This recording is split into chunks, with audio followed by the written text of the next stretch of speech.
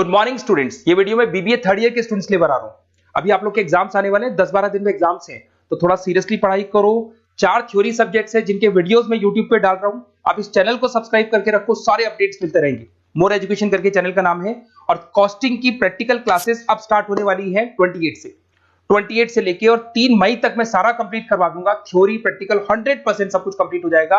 और fees structure भी बहुत कम है, हम लोग 1000 रुपीज फीस स्ट्रक्चर चार्ज कर रहे हैं। ऑब्जेक्टिव यही है, बेसिकली मैं एमबीए पढ़ाता हूं, 2006 से पढ़ा रहा हूं, 18 साल का मेरे को एक्सपीरियंस है। तो हो सकता है जो बच्चों से रिलेशन बने, आगे एमबीए में क्लासेस में बच्चा मेरे पास आ जाए। सबसे इंपॉर्टेंट चीज बता रहा हूं, जॉब रिपोर्ट आया वर्ल्ड इकोनॉमिक फोरम का, जिसमें उन्होंने बताया कौन सा जॉब आने वाला है। बिग डेटा, फिनटेक, एआईएमएल, जबरदस्त डिमांड आएगी। तो आप लोग जो एमबीए में स्पेशलाइजेशन चूज करें, ये वाला स्पेशलाइजेशन चूज करना, जहां पर डिमांड ज्यादा होगी। और फास्टेस्ट ग्रोइंग डिक्लाइनिंग जॉब दिखाई देगा आपको, post office clerk, bank teller, data entry, cashier, इनकी जॉब जाने वाली है। तो आप लोग थोड़ा सा ध्यान रखना। बाकी मेरी क्लासेस है ऑनलाइन ऑफलाइन रिकॉर्डेड, तीनों मोड पे चलती है। उसके अलावा मैं IIM Ahmedabad top 20 school of MBA, जहां मैं हर साल बच्चों को लेके जाता हूं, ये हर साल की फोटोज आपको दिखाई दे रही होंगी। उसके अलावा मैं मुंबई में पढ़ा रहा हूं, मैं जयपुर में पढ़ा रहा हूं, मैं अलग अलग कॉलेजेस में, आपके आर्या कॉलेज हो गया, अलग अलग कॉलेजेस में मैं पढ़ा रहा हूं। राइटर भी हूं, एमबीए का बुक्स में 2008 से लिखा हूं, 2010 में बुक लिखा, 2011 में बुक लिखा। ये सारे वीडियोस मेरे मिल जाएंगे आप लोग को। अब सुनो, सबसे इंपॉर्टेंट चीज, आपको कॉस्टिंग की क्लासेस तो मैं दूंगा ही दूंगा, साथ की साथ सबसे इंपॉर्टेंट बात मैं आप लोगों से कर रहा हूं कि अगर मान लो आप एमबीए का प्लान भी कर रहे हो कहीं से भी, तो मेरे से बात जरूर करना। क्योंकि बेसिकली मार्केट पे इतने काउंसलर्स घूम रहे हैं जो कमीशन एजेंट्स हैं, पैसा लेंगे, एडमिशन कराएंगे और फोन स्विच ऑफ हो जाएगा। यहां पे मैं 2 साल तक आपको पढ़ाऊंगा, और कौन सा कॉलेज बेस्ट है, 18-19 साल का एक्सपीरियंस है, इतने बच्चे पढ़ा चुका हूं मैं, एक एक कॉलेज को जानता हूं अंदर क्या कराएगा, कितने का प्लेसमेंट देगा। तो ये सारी चीजें आपको मिलेंगी, पूरा डिटेल मिलेगा। तो आप मेरे को व्हाट्सएप पे डिटेल जरूर भेजना अगर एमबीए का अगर प्लान कर रहे हो आप। और बाकी अगर आपको क्लासेस लेनी है कॉस्टिंग की, तो प्रॉपर क्लासेस आपको मिल जाएंगी। आप प्रॉपर क्लासेस लो, कोई डाउट हो तो मेरे को जरूर बोलना। Okay, best of luck for your examination. अच्छे से पढ़ो, और कोई डाउट आए तो मेरे को बोलना। चलिए शुरू करते हैं। अगर मैं सीके प्रसाद की बात करूं, तो कहीं ना कहीं इनकी जो बात करें ना, ये एक मैनेजमेंट थिंकर थे। IIM अहमदाबाद से पास आउट होके बहुत सारी बुक्स लिखी, as a philosopher, as a teacher है ये। मतलब ऐसा महात्मा गांधी नहीं है जो बहुत सारा माल मिलेगा, बहुत छोटा सा टॉपिक है और फटाफट कवर हो जाएगा। स्टार्ट करते हैं। एज अ फिलोसफर टीचर की तरह है ये।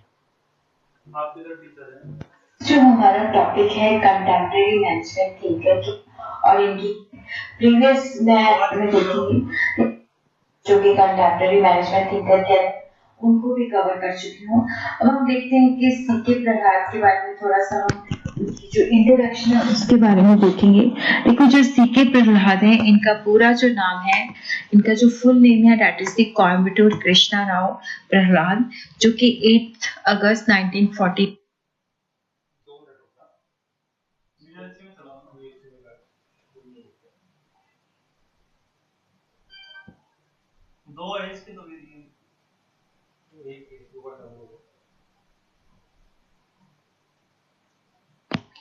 है, दैट इज द कोयम्बटूर के बारे में थोड़ा सा हम उनकी जो इंट्रोडक्शन है उसके बारे में देखेंगे।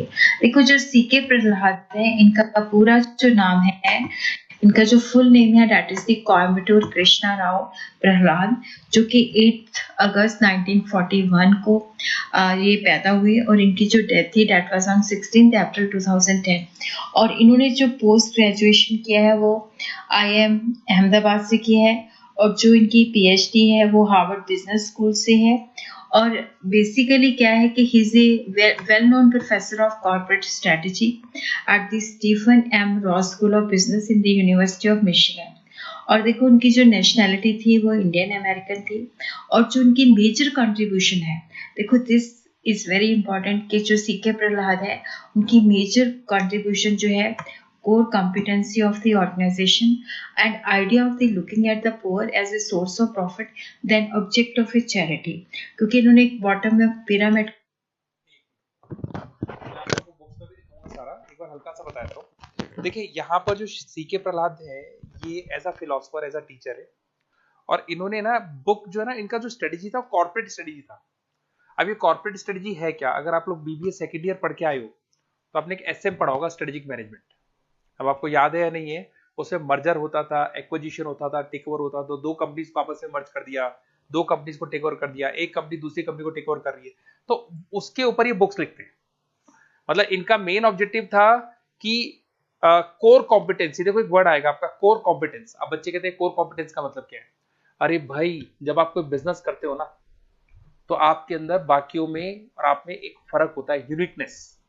आपका जो बिजनेस, उसमें आपका प्रोडक्ट ऐसा है जो कोई कॉपी नहीं कर सकता, अलग प्रोडक्ट है, या आपकी क्वालिटीज ऐसी है। आप एक टीचर हो, बट आप जब पढ़ाते हो ना, तो आपको कोई कॉपी नहीं कर सकता, क्योंकि आपकी जो क्वालिटीज है कोई और ले ही नहीं सकता। कहने का मतलब है, आप ध्यान दो, जिसमें आपकी मोनोपोली है, कोर कंपटीशन है, उसको हाईलाइट करो। ये क्या कहते थे? बोले अपना जो भी बिजनेस कर रहे हो ना, उसमें जो सबसे पॉजिटिव पॉइंट्स है ना आपके, जिसको कोई और दूसरा कॉपी, उसको हाईलाइट करो, तो आपका धंधा चल पड़ेगा। दूसरा ये कहते थे, जितने भी पुअर है, आप अपने रेट्स को गिराओ, कस्टमर बढ़ाओ, मार्जिन बढ़ाओ। आप समझ रहे हो क्या बोल रहे? नंबर ऑफ कस्टमर्स बढ़ाओ। जैसा एग्जांपल जियो ने सेट किया है, ये कहीं ना कहीं जो कॉन्सेप्ट चलेगा ना, उसमें बार बार ये जियो वाली बात करेंगे। इसमें एक लोअर बॉटम पिरामिड होता है, मैं बताऊंगा, अभी आने वाला है, 2 मिनट की सुन लो, और फिर मैं सारा मैं ही बता दूंगा, इसमें कुछ नहीं है। जो पुअर होती है उनकी पॉपुलेशन ज्यादा होती है, तो नेचुरली वो हमारे जो है कस्टमर होते हैं, तो उनसे हमें काफी प्रॉफिट मिल सकता है। तो नेचुरली उनका जो काम है, उन्होंने जो गरीब लोग थे उनकी अपलिफ्टमेंट के लिए काफी सारा काम किया, और नेचुरली उन्होंने दुनिया को बताया कि जो अगर सक्सेस प्राप्त करनी है तो उसके लिए क्या इम्पोर्टेंट चीजें मैटर करती हैं। और उसी तरह हम देखते हैं कि जो सीके प्रहलाद है, ये एकेडमिशियन थे और प्रैक्टिशनर भी थे। देखो, उन्होंने जो स्टार्ट ऑफ कैरियर था उसके अंदर जो था, उन्होंने एक पर्चा इनकॉर्पोरेशन जो थी उसको सेटअप भी किया। और यहाँ पे क्या था कि जो गरीब लोग हैं उनको जो था कि unrestricted access to information provide करनी थी।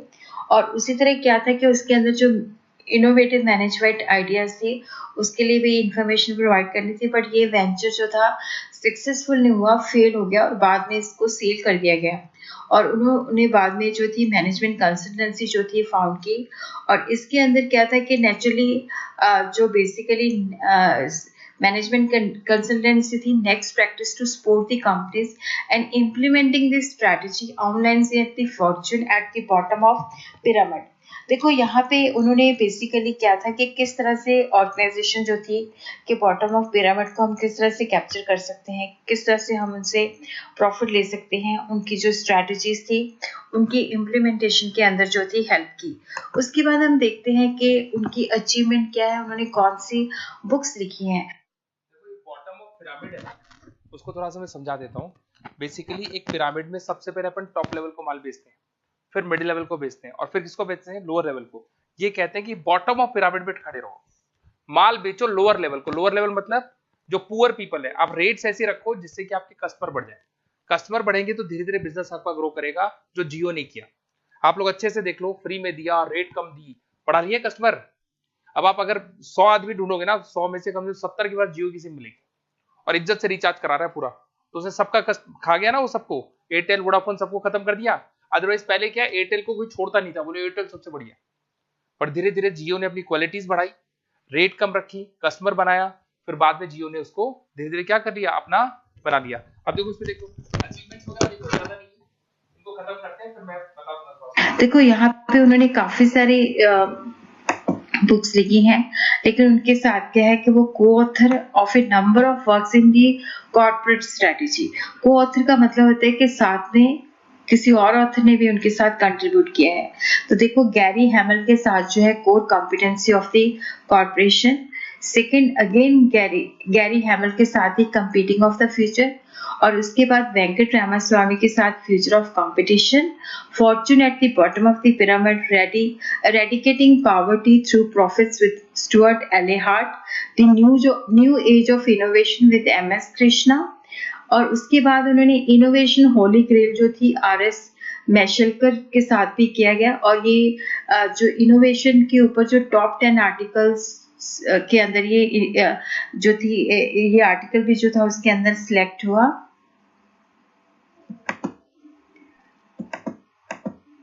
और उसी तरह ही हम देखते हैं कि जो सीके प्रहलाद है, इनको काफी सारे ऑनर्स और अवार्ड्स भी मिले। देखो, लाल बहादुर शास्त्री अवार्ड जो था, ये फर्स्ट रेसिपिएंट थे जिनको ये पहली बार लाल बहादुर मतलब पहले थे जिनको लाल बहादुर शास्त्री अवार्ड मिला, क्योंकि इन्होंने मैनेजमेंट और एडमिनिस्ट्रेशन के अंदर काफ़ी सारा कंट्रीब्यूट किया था। और उसी तरह इनको मॉरिस हॉलैंड अवार्ड भी मिला, क्योंकि इन्होंने जो इंडस्ट्रियल रिसर्च इंस्टीट्यूट था उनका जो आर्टिकल था that was the role of core competency in the corporation. और उसी तरह प्रवासी भारतीय सम्मान भी मिला और पद्म भूषण भी 2009 के अंदर मिला। और उससे ये वर्ल्ड के मोस्ट इन्फ्लुएंशियल बिजनेस थिंकर जो थे, thinker50.com के अंदर भी इनका नाम आया और इनको हर्बर्ट साइमन अवार्ड भी मिला। और उसी तरह विप्री international prizes in strategic management and business economics. और उसी तरह 2018 के अंदर भी क्या था कि इनको most influential figure business thinker के अंदर भी इनका नाम दोबारा से आया। और ये जो अवार्ड था इनकी डेथ के बाद इनको मिला था।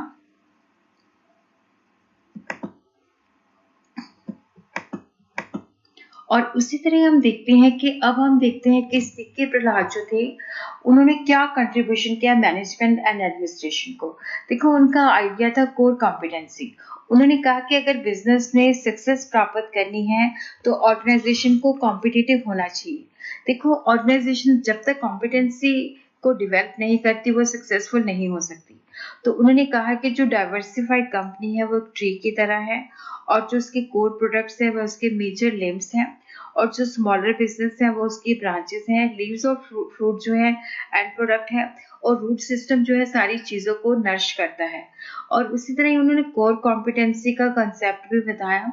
उन्होंने कहा है कि ये डाइवर्सिफाइड जाइंट एनईसी की तरह है और जिन्होंने काफी सारे जो है डाइवर्जेंट बिजनेस खोले हुए हैं और काफी सारी सक्सेस प्राप्त की हुई है।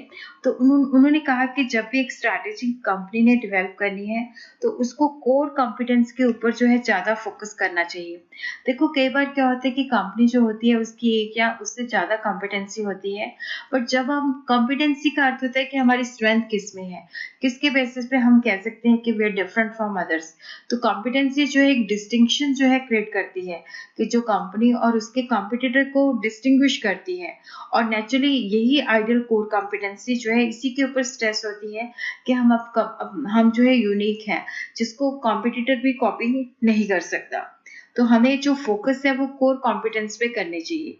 और देखो कोर कॉम्पिटेंसी इनकी मेजर कंट्रीब्यूशन थी।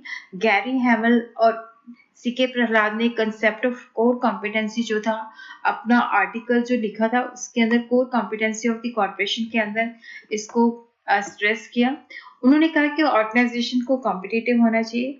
देखो टेंजिबल रिसोर्सेज तो चाहिए पर साथ में इनटेंजिबल रिसोर्सेज भी चाहिए। कोर कॉम्पिटेंसी जिसको कोई कॉपी नहीं कर सकता और वो डिफिकल्ट भी है, चैलेंज भी है, जिसको अचीव करना बहुत मुश्किल है। तो इस वजह से क्या है कि देखो जो कोर कॉम्पिटेंसी है इसको डेवलप करना, क्योंकि इसके अंदर क्या होता है कि जितने भी ऑर्गेनाइजेशन के रिसोर्सेज होते हैं उन सबका एम यही होना चाहिए कि हमने कोर कॉम्पिटेंस को अचीव करना है। और उसी के बेसिस पे क्या होता है कि एक फर्म दूसरी फर्म से डिस्टिंग्विश होती है। और देखो कोर कॉम्पिटेंसी होती है जो रिजल्ट करती है स्पेसिफिक सेट ऑफ स्किल्स और production technique that deliver value to the customer. देखो कोर कॉम्पिटेंस का अर्थ होता है कि हर एक ऑर्गेनाइजेशन के अंदर कुछ ना कुछ जो होता है यूनिकनेस होती है, तो उन चीजों को हाईलाइट करो। देखो कईयों के अंदर क्या होता है कि लो कॉस्ट पे वो प्रोड्यूस कर सकती हैं, क्योंकि क्वालिटी बहुत अच्छी होती है, क्योंकि आफ्टर सेल सर्विस बहुत अच्छी होती है। तो what is the core competency? Core competency जो बेसिकली एक स्पेसिफिक सेट ऑफ स्किल है जो मतलब हमें यूनिकनेस है जिसके बेसिस पे हम अपने कॉम्पिटिटर से बिल्कुल अलग है। तो कोर कॉम्पिटेंसी का जो बेसिकली ये क्राइटेरिया होता है कि नेचुरली जिसके अंदर क्या होता है कि हम बहुत सारी मार्केट्स को कवर कर सकते हैं और जो कस्टमर है उसको बहुत सारे बेनिफिट प्रोवाइड कर सकते हैं और कॉम्पिटिटर जो है इसको इमिटेट नहीं कर सकता, नकल नहीं मार सकता।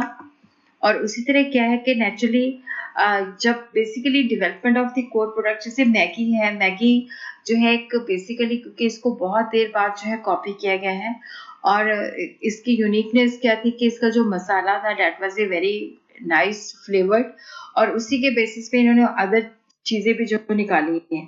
तो development of the core products को डेवलप करो जो आपकी स्ट्रेंथ के साथ मैच करते हैं, जिसके लिए आपके अंदर स्किल है। और नेचुरली उसी के बेसिस पे क्या होता है कि हम दूसरे जो है प्रोडक्ट्स उनको भी डेवलप कर सकते हैं। और कोर कॉम्पिटेंसी जो होती है नेचुरली, जब तक जैसे देखो जो सिंगर है जब क्योंकि उसको रियाज करना पड़ता है, तो इसी तरह यहाँ पे क्या होता है कि ऑर्गेनाइजेशन जो है कोर कॉम्पिटेंसी के लिए they have to continuously improve, और ऑर्गेनाइजेशन को फोकस करना चाहिए कि हमने अपनी कॉम्पिटेंसी जो है बिल्ड करनी है। और उसी तरह देखो बॉटम ऑफ द पिरामिड के अंदर ये कंसेप्ट जो है बॉटम ऑफ द पिरामिड के अंदर भी दिया कि ये एक ऑर्गेनाइजेशन के लिए बहुत बड़ी अपॉर्चुनिटी है। और यहाँ पे उन्होंने ये जो आइडिया था इंटरव्यू के अंदर भी बताया, और उन्होंने बुक के अंदर भी लिखा the fortune at the bottom of the pyramid. और देखो यहाँ पे उनको लगता था कि ट्रेडिशनल मेथड के सेल ज़्यादा होनी चाहिए, लो मार्जिन होने चाहिए, ये भी यूज़ होना चाहिए। और उसके अंदर क्या है कि बॉटम ऑफ पिरामिड के अंदर क्या है कि बहुत सारी पॉपुलेशन होती है पुअर पीपल, क्योंकि वो बहुत सारे आपके पोटेंशियल कस्टमर्स हो सकते हैं। अगर हम उनको एक्सप्लोर कर सकते हैं तो ऑर्गेनाइजेशन के लिए काफ़ी सारी वो सेल और प्रॉफिट जनरेट कर सकते हैं। तो उन्होंने कहा कि बॉटम ऑफ पिरामिड को हमें एक्सप्लोर करना चाहिए। और इसके अंदर क्या होता है कि कस्टमर जो है, इसके अंदर हमें जो बैकवर्ड मतलब हमें ये देखना चाहिए कि कस्टमर की एक्सपेक्टेशन क्या है। नेचुरली बॉटम ऑफ पिरामिड के अंदर जो लोग हैं वो कितना उस प्रोडक्ट के लिए पैसे देने के लिए तैयार हैं। पहले हम देखें कि कस्टमर की एक्सपेक्टेशन क्या है, कस्टमर कितना पैसे पे करने के लिए तैयार है। उसके बेसिस पे क्या है कि हम देखें कि ये कस्टमर प्राइस पे करने के लिए तैयार है, उसके बेसिस पे हम उसका कॉस्ट स्ट्रक्चर जो है देखें। तो ये बैकवर्ड उन्होंने कहा था कि पहले हम कस्टमर का देखें कि कितना पैसा वो देने के तैयार है, फिर उसके बेसिस पे उसकी कॉस्ट एस्टिमेशन करें। और उसी तरह देखो जो उनकी अदर कंट्रीब्यूशन है that is the strategic intent. Strategic intent के अंदर भी उन्होंने गैरी हैमल के साथ ये आर्टिकल लिखा। देखो स्ट्रैटेजिक इंटेंट क्या है, ड्रीम है, एम है, जिसके बेसिस पे क्या होता है कि ऑर्गेनाइजेशन मोटिवेट होती है, ऑर्गेनाइजेशन को एनर्जी मिलती है कि हमने इस पोजीशन को हासिल करना है, हमने अपने यहाँ पे पोजीशनिंग करनी है। देखो जो स्ट्रैटेजिक इंटेंट है ये एक डायरेक्शन ऑर्गेनाइजेशन को प्रोवाइड करता है, सेंस ऑफ डिस्कवरी की किन चीज़ों के ऊपर हमें फोकस करना चाहिए, और सेंस ऑफ डेस्टिनी जो कि ऑर्गेनाइजेशन का फॉर्च्यून जो है डिसाइड करता है। उसी के अंदर ही हम देखते हैं कि और कंट्रीब्यूशन क्या है।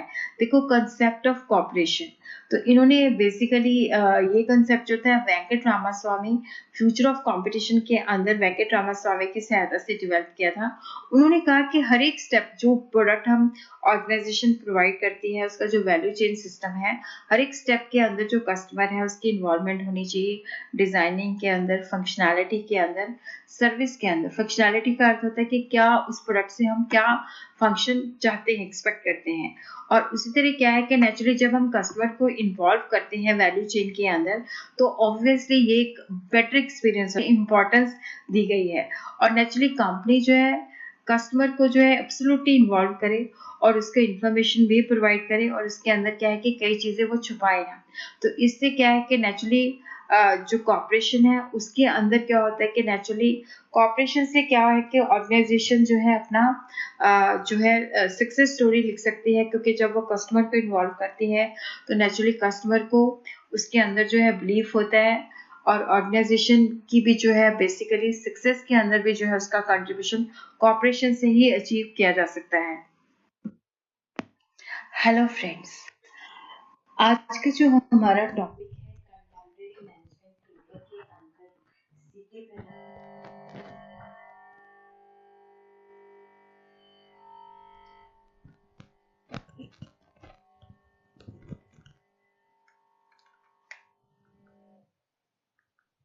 हाँ, अब देखो इसमें ना अपन क्या पढ़ने वाले हैं थोड़ा सा मैं समझा देता हूँ।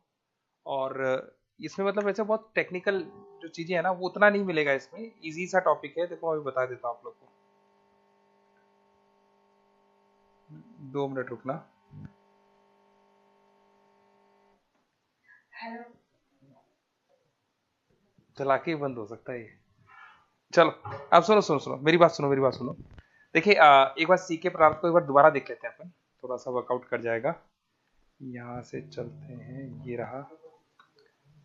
हाँ खास नहीं है तो इसमें बता रहा हूँ, कई जगह ऐसा होता है कि नहीं मिलेगा अपने को खास। एक मिनट, पॉइंट पॉइंट बता दूं, मेन मेन लिख लो आप लिखना चाहो तो, मेन मेन पॉइंट लिख लो। अगर आप लिखना चाहो तो लिख लो, तो या फिर याद रहेंगे। वैसे नोट्स तो मैं दे ही दूंगा आप लोग को सारे, देख लो। लग रहा था घूमेगी। चलो अब सुनो, इधर आ जाओ, इधर आ जाओ। अब सुनना भाई, सबसे पहले और कुछ नहीं है तो ये तो याद कर सकते हो भाई, बोलो डेट ऑफ बर्थ याद कर सकते हैं ना इसका, क्या था? 8 अगस्त 19, आजादी से पहले की बात है ये, ठीक है। और 16 अप्रैल 2010, मतलब अभी अगर 2023 चल रहा है तो 13 साल हो गए, ठीक है। ये कहीं ना कहीं एक तरीके से एक राइटर था, एक राइटर है, और इसने जो बुक्स लिखी है ना वो सारी स्ट्रेटेजिक मैनेजमेंट पे लिखी है। जितनी भी किताबें लिखी है किस पे लिखी है? एसएम पे लिखी है। और एक कैरी करके एक बंदा है उसके साथ, उसमें को ऑथर था वो। ये तो क्लियर हो गया। अब देखो यहाँ पे दिखाई देगा IIM अहमदाबाद से इसने अपनी ग्रेजुएशन की है, तो याद रह जाएगा भाई IIM अहमदाबाद की जो ग्रेजुएशन है तो और किसी ने तो की नहीं, इतने थिंकर मिल गए अपने को। अच्छा, फिर उसके बाद में क्या है? Distinguished professor of corporate study.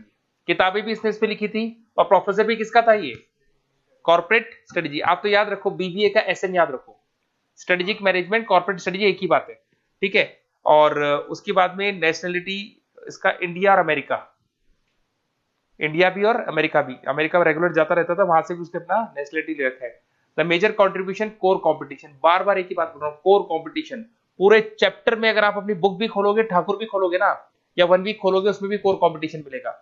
इसने एक ही बात पे ध्यान दिया, कोर कंपटीशन। समझना इस बात भाई, आपके अंदर कुछ ना कुछ तो क्वालिटीज हैं जो किसी और में नहीं है। तो वो कहता है जो भी आप बिजनेस करो उसमें जो आपकी यूनिक क्वालिटीज हैं, सबसे अलग है, उसको दिखाओ, उसको हाईलाइट करो, जिसको कोई दूसरा कॉम्पिटिटर कॉपी ना कर सके। इससे आपका जो बिजनेस है वो क्या करेगा? ग्रो करेगा। और इसने हमेशा फोकस किया बीओपी, याद है आपको? लोअर पिरामिड, जो कौन सा था आपका? Lower pyramid. अभी आएगा, बता दूंगा मैं वो भी, एक बार रुक जाओ। अब इसमें एकेडमिक्स में देखो, इनिशियली ईयर इज अ को फाउंडर टू बिकम अ, यहाँ पे इसको तो छोड़ो, मेन इसमें देखो, यहाँ पे आ जाओ, अचीवमेंट्स पे आ जाओ। इसने बहुत सारी बुक लिखी, किस पे लिखी थी सारी बुक बोलो? कॉर्पोरेट स्ट्रेटजी पे। एक तो कोर कंपटीशन लिखा, एक गैरी हैमर के साथ में, तो इससे कंपटीशन विद फ्यूचर लिखा, ये 1990 में लिखी, 1994 में लिखी, ठीक है, फिर 2004 में लिखी, फिर 2010 में तो चला ही गया था ये, 2010 में तो चला गया था ना। जैसे 4-5 बुक्स की याद करो, 3-4 बुक्स याद कर लेना, हो जाएगा इतना।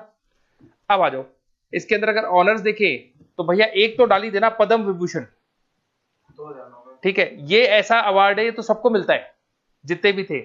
उसके बाद में एक लाल बहादुर शास्त्री अवार्ड डाल दो, ठीक है। एक इसमें से और डाल देना, ये वाला अवार्ड डाल देना, एक तो ये वाला as a intellectual business thinker on 50.com में इसका नाम आ गया था, ठीक है।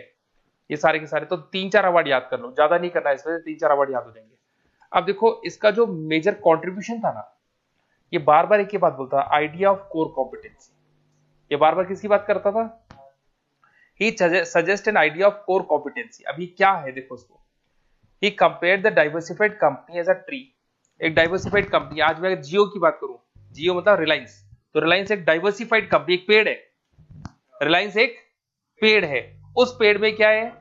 Major limits are the core products and the smaller business is a branches. आया समझ में क्या बोल रहा हूं? उसमें जो पेड़ में तने हैं, पेड़ के अंदर जो ब्रांचेस हैं, वो जो ब्रांचेस को अपन क्या बोलेंगे? बिजनेस। एक आपका पेट्रोल का बिजनेस चल रहा है, एक आपका जियो टेलीकम्युनिकेशन का बिजनेस चल रहा है, ठीक है। तो ऐसी बहुत सारे बिजनेस चल रहे हैं, आप समझ रहे हो मैं क्या बोल रहा हूं? तो ब्रांचेस को अपने बिजनेस बोला, business unit and levels and the fruits at the end product. और जब वो बिजनेस चलेंगे तो कमाई होगी, और जब कमाई होगी तो बोलते हैं ना, जब पेड़ लगाते हैं, पेड़ में फल उगते हैं, तो फल क्या आपका? प्रॉफिट। तो ये कह रहा है जो लास्ट में एंड में क्या आएगा बोलो? फ्रूट्स आएंगे। फ्रूट्स मेरा क्या होगा बोलो? मेरा प्रॉफिट होगा। End product in the root system is a stabilize, मतलब रूट सिस्टम जो जड़ होती है ना, जड़ से वो स्टेबल रहता है बिजनेस। रिलायंस जड़ों से स्टेबल है, इसको कोई उखाड़ नहीं सकता, ठीक है। Explain the concept of companies by referring the diversified gain companies, छोड़ दो उसका, believe in developing the strategic company should be a corporate to the core competency. ये बार बार एक ही बात बोलता है, कंपनी की स्ट्रेटेजी ऐसी बनाओ, ऐसी टेक्निक्स यूज करो, ऐसी स्ट्रेटेजी बनाओ जो दुनिया से क्या दिखे? अलग दिखे। तो अगर आप अलग दिखाई दोगे ना, तो लोग आपको फोकस करेंगे और आपकी कंपनी ग्रो करेगी। क्या करना है आपको? मार्केट से, आपको कंपटीशन से क्या रहना है? हटके रहना है। ईच कंपनी हैव वन और मोर competency, but the competency is to create a distinction between the company and its competitor। मतलब आप बाकियों से क्या रहो, आपकी कंपनी क्या रहनी चाहिए आपके कंपटीशन से? अलग रहनी चाहिए, ठीक है। Is close to be an idea of core competency. Core competency बार बार बोलता है कॉम्पिटिटर से आप बिल्कुल अलग दिखेंगे। आप सोच रहे मैं क्या बोल रहा हूँ? लगा लो ना, एक सिंगर होता है, जब वो गाना गाता है तो उसकी कॉपी नहीं कर सकते, वो अलग ही मिलेगा। एक टीचर है, अब जब टीचर पढ़ाता है तो उसके अंदर जो क्वालिटी है वो सब में नहीं होती, तो वो उसकी क्वालिटी को थोड़ी कोई कॉपी कर सकता है। आप सोच रहे हो मैं क्या बोल रहा हूँ? अब इधर आ जाओ भैया, मेजर कॉन्ट्रीब्यूशन, कोर कॉम्पिटेंसी। अब देखिए यहां पर है ना एक वर्ड और मिलेगा जो इंपॉर्टेंट है, वो और देख लो एक बार, यहाँ पे देखो जरा, यहाँ पे मिलेगा वो बीओपी मिलेगा आपको, core competency result to the specified skills of the production. अब देखना इसमें क्या है, अगर आपको कोर कॉम्पिटेंसी लानी है ना बिजनेस में, तो potential access on wide variety of market. तो आपकी जो क्वालिटी है ना उसको दुनिया में फैलाओ, सबको दिखाओ, हर मार्केट में उस बात को बताओ कि मेरे में जो चीज है उस बाकियों में नहीं है। Provide a significant contribution to the customers benefit and their end product. Customer को आप जो प्रोडक्ट दे रहे हो ना उसमें उसको क्वालिटी अच्छी मिलनी चाहिए, उसको अच्छा बेनिफिट मिलना चाहिए। Difficulty in eliminating the product, मतलब हर कोई आपके प्रोडक्ट को एलिमिनेट नहीं कर सकता, जो प्रोडक्ट है उसको चाहिए, उसके बिना वो रह नहीं सकता। Develop a core product in a future can be used to build a main product as ensure continuous improvement. आप अपने प्रोडक्ट में इंप्रूवमेंट करते रहो। फिर आएगा कंपटीशन बिल्डिंग। आपने देखा है कभी भी, आप देखना जैसे नहीं होता कि इस एरिया में पताशी वाला फेमस है, जयपुर में ये डोसे वाला फेमस है, और फिर उसके हाँ गुलाब भीड़ चलती है इनके पास। पता है क्यों ऐसा क्यों होता है बताओ? उनका जो प्रोडक्ट है, क्या चाय नहीं मिलती क्या? ठीक है, हर हर गली में चाय मिलती है, बट फिर भी आदमी वहां क्यों जाता है? क्यों? क्योंकि उनका जो प्रोडक्ट है बाकियों से क्या है डिफरेंट। हो सकता है उसमें एसेंस डालते हो, भगवान वाली के कुछ मिलाते हो उसके अंदर, कुछ तो आदमी करता ही होगा जिसके लोग उसके पास जाते हैं। तो क्या बोलेंगे इसको, मतलब बाकियों से आप अलग। तो अगर अलग होगे ना तो एक यूनिकनेस दिखाई देगी। यूनिकनेस समझ रहे हो मैं क्या बोल रहा हूँ? और उस यूनिकनेस से आपकी क्या बन जाएगी, मार्केट में ब्रांड बन जाएगी। अब देखो इधर आ जाओ, बॉटम ऑफ पिरामिड दिखाई दे रहा है, एक बार देखना भैया। अभी जो बॉटम ऑफ पिरामिड है ना, इसको समझना, ये कह रहा है कि लोअर लेवल ऑफ सोसाइटी को टारगेट करो। जब भी आप बिजनेस करो ना तो आप क्रीम सेगमेंट, आईफोन मत बनो, आप क्या बनने की कोशिश करो, जियो बनने की कोशिश करो। इसको बोलते हैं बीओपी, बॉटम ऑफ पिरामिड। देखो यहां पे दिखाई देगा आपको, पढ़ना ध्यान से पढ़ना। Focus on the explore the bottom of pyramid by working backward from after the customer and willing to sell the product to, देखो लिखा है then work on the cost and keep the amount of contribution. मतलब कह रहा है कि कम रखो खर्चे, खर्चे कम रखो। समझ में आ रहा है मैं क्या बोल रहा हूं? और प्रोडक्ट ऐसा बनाओ जो product lower level of society को क्या करे, कैप्चर कर सके। मतलब आप रेट्स कम रखो, कस्टमर बनाने की कोशिश करो। कस्टमर एक बार बन जाएगा तो पैसा तो फ्यूचर में कमा लेंगे। बेस्ट एग्जांपल इसके अंदर बॉटम ऑफ पिरामिड के अंदर डाल सकते हैं जियो का। जियो ने फ्री दिया, कम रेट रखी, कस्टमर बना लिए, और जब कस्टमर बन गए तो आज कमा रहे हो। फ्री देके बस कस्टमर बनाने थे उसको, कैसे भी करके बन गए और आज कमाने लग गया हो। ठीक है, देखो इसमें दिखाई देगा, believe that the traditional methods of high sale lower margin. ध्यान से पढ़ना, हाई सेल, सेल क्या करनी है, ज्यादा रखनी है। लोअर मार्जिन, मार्जिन समझ में आ रहा है, मार्जिन क्या रखना है, कम रखना है। Can be use but the methods are explored. ये किसमें एक्सप्लोरिंग होती है बोलो, किसमें होती है, बीओपी। बीओपी क्या है बोलो, बॉटम ऑफ पिरामिड। बस फिर इस कंट्रीब्यूशन की बात करें तो इसमें कंट्रीब्यूशन में यहां देख लो स्ट्रेटेजिक इंटेंट। अब ये स्ट्रेटेजिक इंटेंट का मतलब क्या है, देखो बार बार मैं एक बात बोल रहा हूं, इस बंदे ने स्ट्रेटेजिक मैनेजमेंट पे काम किया था। आपकी जो बुक है ना एसएम की, वो बुक भी इसी की लिखी हुई है। एसएम से रिलेटेड जो भी मार्केट में चीजें मिलेंगी ना, स्ट्रेटेजिक मैनेजमेंट से रिलेटेड जो भी मिलेगा, कहीं ना कहीं इसके अंदर हाथ किसका मिलेगा, सी के प्रहलाद का मिलेगा। अब देखो इसमें दिखाई देगा स्ट्रेटेजिक इंटेंट, क्या बोल रहे हैं, सेंस ऑफ डायरेक्शन। जब भी आप कोई बिजनेस करते हो तो आपका डायरेक्शन, आपकी सोच होती है कि मेरे को कहां जाना है, किस एंगल से जाना है। सेंस ऑफ डिस्कवरी, कौन कौन से नए मार्केट ढूंढने हैं मेरे को। और सेंस ऑफ डेस्टिनी, जो मैंने सोचा था कि मेरे को यहां जाना है, मैं पहुंचा कि नहीं पहुंचा। तो ये सारी चीजें इस कंट्रीब्यूशन में दिखाई देगा आपको।